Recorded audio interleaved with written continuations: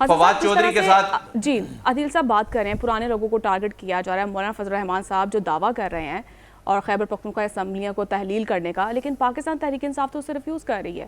ये क्यों उन्होंने ये दावा किया? देखिए, बुनियादी तौर पर मौलाना फजल रहमान साहब के पहले जो है वो शहबाज शरीफ साहब से मिले, फिर उनके साथ मामला तय पाए, फिर वो पाकिस्तान तहरीक इंसाफ की तरफ भी कुछ देखते रहे कि नरम गोशा वहाँ से कुछ मिले, लेकिन वहाँ पर भी कुछ मामला बेहतर नहीं बने। अब ये उनको अंदाज़ा हो रहा है कि अगर आइंदा आने वाले दिनों में हालात तब्दील हो गए तो वो हालात किस तरफ जा सकते हैं। इससे पहले अगर आप आएँ, मौलाना फजल रहमान साहब की पिछले दिनों ही शहबाज शरीफ साहब से जो इतला मिल रही है कि शायद टेलीफोनिक रब्ता भी हुआ और उसमें कुछ मामला ज़ेर गौर लाए गए कि हमें आपको अब इस पोजीशन पे आना चाहिए, तमाम सियासी जमातों को एक प्लेटफॉर्म पर आना चाहिए।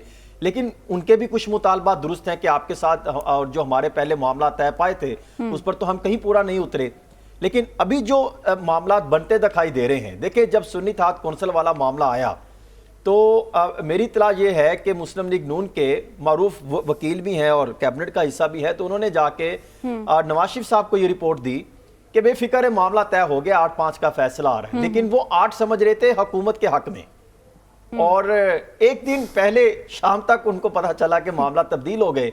और फिर हमने देखा अगले दिन किस तरीके से वो डॉक जजेस वाला लेटर भी निकला, ये मामला बने।